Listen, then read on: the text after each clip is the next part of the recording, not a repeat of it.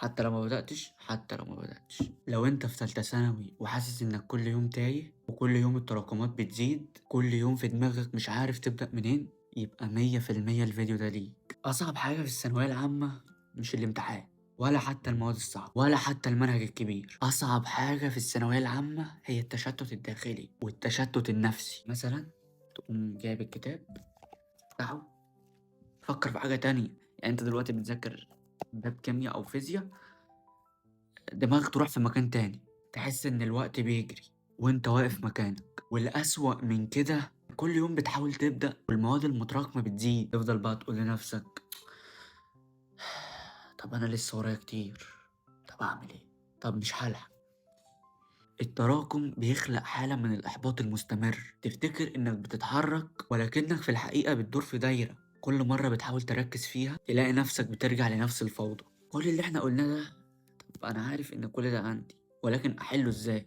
هقولك، بس صلى على النبي بس الأول صلى الله عليه وسلم، كمل معايا الفيديو للآخر. أول حاجة لازم تكتب، لازم. يعني أنا دلوقتي صحيت من النوم، عندي النهاردة المفروض هخلص مثلا أنا في طب أسنان، المفروض ان انا عندي امتحان بكره. حلو. المفروض انا عندي اساسيات واولويات. اوكي، اهو انا عندي دي.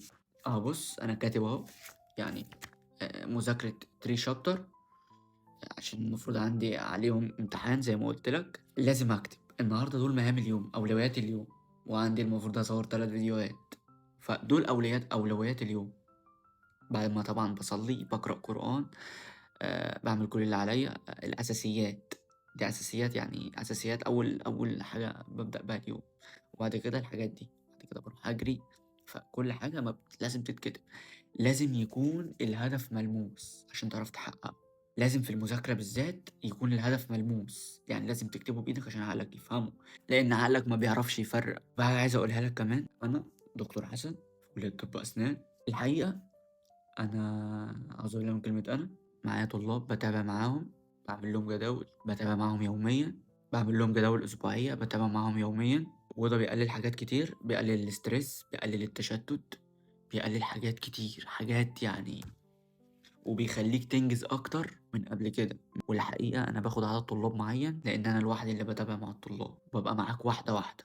وربنا سبحانه وتعالى قال ولا تهنوا ولا تحزنوا وأنتم الأعلون إن كنتم مؤمنين. يعني لو حاسس بالضياع، حتى لو التراكم خنقة، الثقة في ربنا هتديك قوة تمشي خطوة خطوة. والثبات والاستمرارية أقوى من السرعة. والنبي صلى الله عليه وسلم قال إن الله يحب إذا عمل أحدكم